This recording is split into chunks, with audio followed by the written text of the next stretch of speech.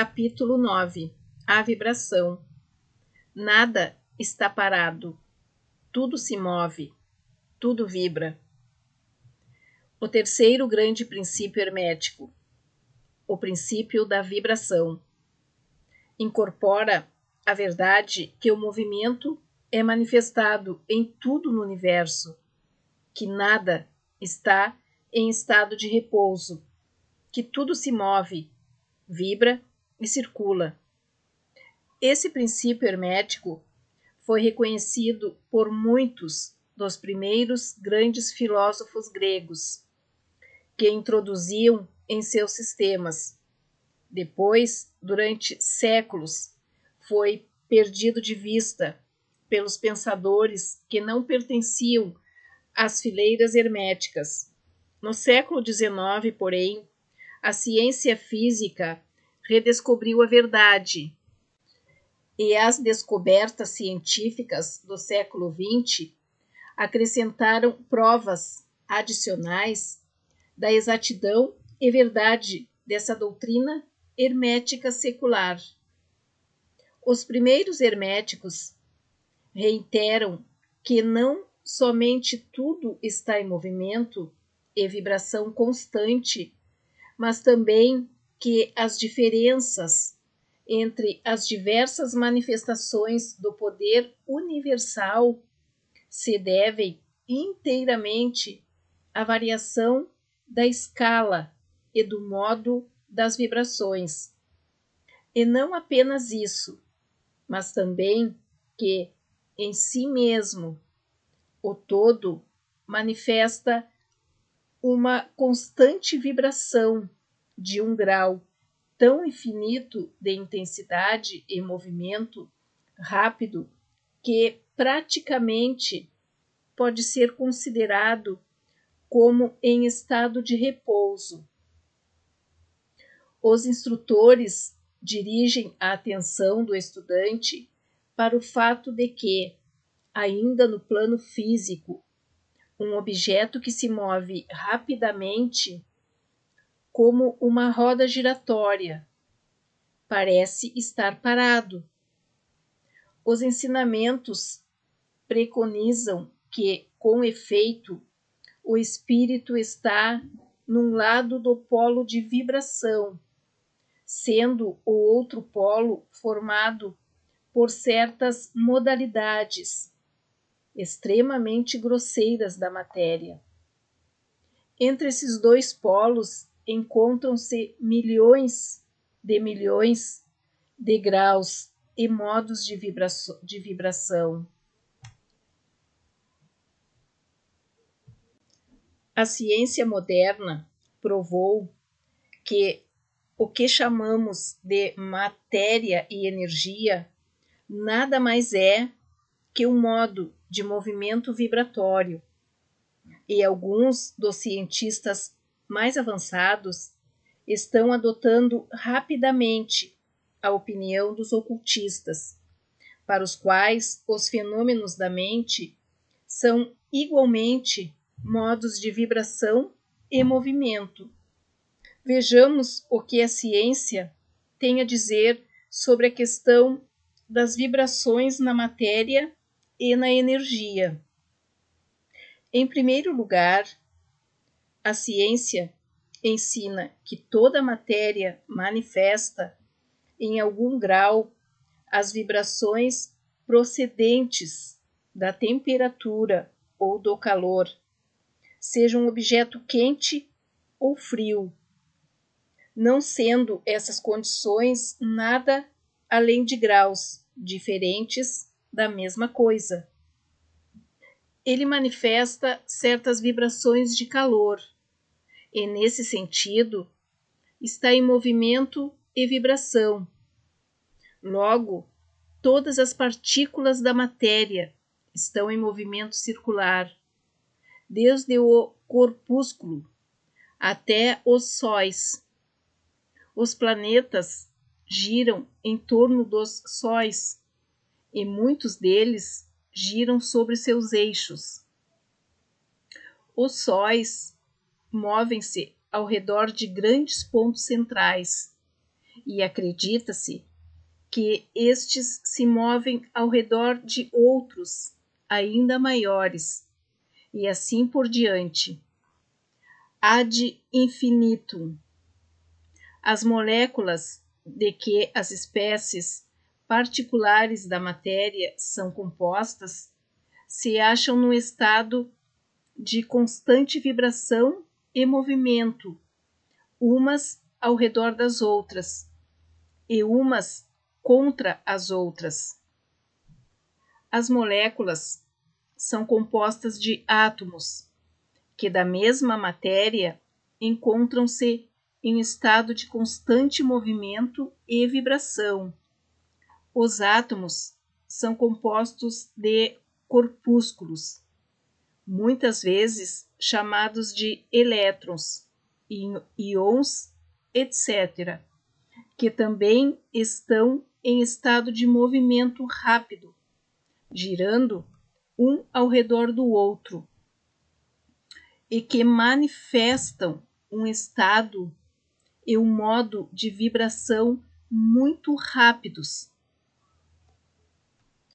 Portanto, vemos que todas as formas da matéria manifestam a vibração, de acordo com o princípio hermético da vibração. E o mesmo acontece com as diversas formas de energia. A ciência ensina que a luz, o calor, o magnetismo e a eletricidade são simplesmente formas de movimento vibratório, conectadas de algum modo com o éter, e provavelmente dele emanadas, até que o momento a ciência não procurou explicar a natureza dos fenômenos conhecidos como coesão, que é o princípio da atração molecular, nem a afinidade química, que é o princípio da atração atômica, nem a gravitação, o maior desses três mistérios, que é o princípio da atração, pelo qual cada partícula ou massa de matéria liga-se estreitamente a cada uma partícula ou massa. Essas três formas de energia não são ainda compreendidas pela ciência, embora os escritores inclinam-se a crer que elas também sejam manifestações da mesma forma de energia vibratória, fato que os hermetistas conheciam e ensinaram em tempos que já se perdem ao longe. O éter universal, que é postulado pela ciência sem que sua natureza seja compreendida claramente, é considerado pelos hermetistas como uma manifestação superior daquilo que se chama erroneamente de matéria, isto é, matéria num grau superior de vibração, e é chamada por eles de a substância etérea. Os hermetistas preconizam que essa substância etérea é de extrema tenuidade e elasticidade e que impregna o espaço universal, servindo como meio de transmissão das ondas de energia vibratória, como o calor, a luz, a eletricidade, o magnetismo e etc. Os ensinamentos preconizam que a substância etérea é um elo entre as formas de energia vibratória, conhecida, por um lado, como matéria e, por outro, como energia ou força, e também que, em termos de grau e modo, ela manifesta um grau de vibração inteiramente próprio. Para mostrar os efeitos das escalas crescentes de vibração, os cientistas ofereceram o exemplo de uma roda, peão ou cilindro movendo-se rapidamente. A ilustração pressupõe uma roda, peão ou cilindro rotativo, girando em baixa velocidade. Para facilitar a exposição do que virá a seguir, chamaremos essa coisa que gira de objeto. Suponhamos que o objeto se move lentamente. Para ser visto facilmente, mas nenhum som do seu movimento nos chega ao ouvido. A velocidade é aumentada gradualmente. Em pouco tempo, seu movimento torna-se tão rápido que se pode ouvir um grunhido surdo ou uma nota grave. Então, quando se aumenta ainda mais a velocidade do movimento, pode-se distinguir a nota imediatamente superior. Assim, uma depois da outra, todas as notas da escala musical aparecem, tornando-se cada vez mais altas à medida que aumenta o movimento. Finalmente, quando a rotação tiver atingido certa velocidade, a última nota perceptível aos ouvidos humanos, a última nota aguda e estridente, se desvanece e sobrevém o silêncio. Não se ouve nenhum som proveniente do objeto giratório, e a velocidade do movimento é tão grande que o ouvido humano se torna incapaz de registrar as vibrações. Então, começa a preparação dos graus ascendentes de calor, e depois de algum tempo, o olho tem um vislumbre de que o objeto começou a adquirir uma cor avermelhada, opaca e sem brilho. À medida que a velocidade aumenta, o vermelho adquire maior brilho. Depois, com velocidade ainda maior, o objeto adquire uma cor intermediária entre o vermelho e o amarelo. Em seguida, esse alaranjado torna-se amarelo e então, sucessivamente, seguem-se os tons de verde, azul, azul-violeta e finalmente violeta, à medida que a velocidade se tornar ainda maior. Finalmente, o violeta se desvanece, tornando-se impossível de ser registrado pelo olho humano. Mas existem raios invisíveis que emanam do objeto giratório, os que se usam para fotografar e outros raios sutis de luz. E quando começam a se manifestar os raios especificamente conhecidos como raio-x, etc., quando a constituição do objeto começa a se modificar, a eletricidade e o magnetismo são emitidos quando o grau apropriado de vibração for alcançado.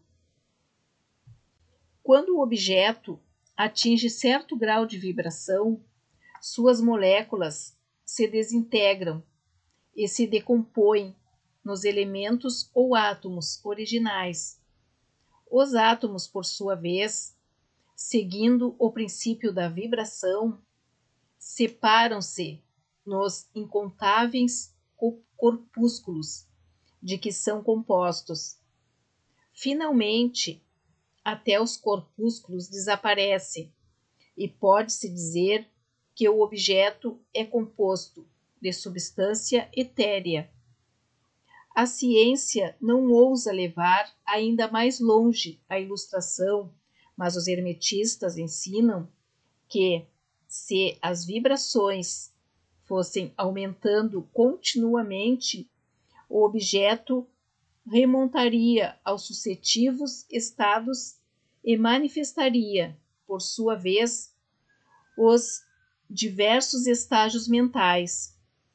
Depois, seguiria seu caminho em direção ao espírito, até finalmente reintegrar-se ao todo, que é o espírito absoluto.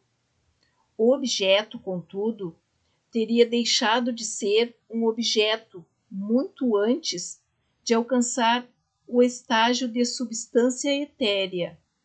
Por outro lado, porém, a ilustração é correta na medida em que mostra um efeito que seria obtido se os graus e modos de vibração fossem constantemente aumentados. Não se deve perder de vista, no exemplo acima, que nos estágios em que o objeto emite vibrações de luz, calor, etc., ele não se decompõe nessas formas de energia que ocupam uma posição bem mais alta na escala, mas que simplesmente alcança um grau de vibração, no qual essas formas de energia são liberadas, até certo ponto, da influência confinante de suas moléculas, átomos e corpúsculos, conforme o caso que se apresenta, apesar de muito mais elevadas na escala do que a matéria, essas formas de energia estão aprisionadas e circunscritas às combinações materiais, em razão de as energias se manifestarem através de formas materiais e de as usarem, ainda que isso as deixe enredadas e confinadas em suas criações de formas materiais, o que em certa medida é uma verdade inerente a todas as criações, uma vez que a força criadora se envolve em tudo aquilo que cria. Contudo, os preceitos herméticos vão muito mais longe do que provém da ciência moderna. Eles ensinam que toda manifestação do pensamento, emoção, raciocínio, vontade ou desejo, ou de qualquer condição ou estado mental, são acompanhados por vibrações, uma parte das quais é descartada e tende a afetar a mente de outras pessoas por indução. Esse é o princípio que produz os fenômenos de telepatia, influência mental e outras formas de ação e do poder de uma mente sobre outra mente, com as quais o grande público vem se familiarizando rapidamente, graças à grande disseminação do conhecimento oculto por parte de diversas escolas, cultos e professores, que em nossa época vêm atuando em domínios do pensamento. Todo pensamento, toda emoção ou estado mental tem seu grau e modo de vibração, e por um esforço da vontade da pessoa ou de outras pessoas, esses estados mentais podem ser produzidos do mesmo modo que é possível produzir um som musical, fazendo vibrar um instrumento com certa frequência, e assim como a cor pode ser reproduzida da mesma maneira. Pelo conhecimento do princípio da vibração aplicado aos fenômenos mentais, uma pessoa pode polarizar sua mente no grau desejado, adquirindo assim um perfeito domínio sobre seus estados mentais, suas disposições de ânimos e etc. Do mesmo modo, pode afetar as mentes dos outros, produzindo nelas os estados mentais desejados. Em suma, pode produzir no plano mental o que a ciência produz no plano físico, isto é, vibrações à vontade, sem dúvida.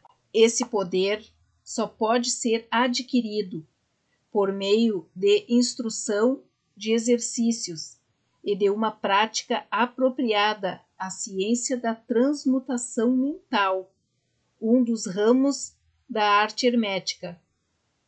Uma pequena reflexão sobre o que até aqui dissemos mostrará ao estudante que o princípio da vibração subjaz aos admiráveis fenômenos do poder manifestado pelos mestres e adeptos, que aparentemente são capazes de revogar as leis da natureza, mas que na verdade estão simplesmente usando uma lei contra outra, um princípio contra outros, e que obtêm seus resultados mudando as vibrações dos objetos materiais ou formas de energia, e assim realizam os comumente chamados milagres.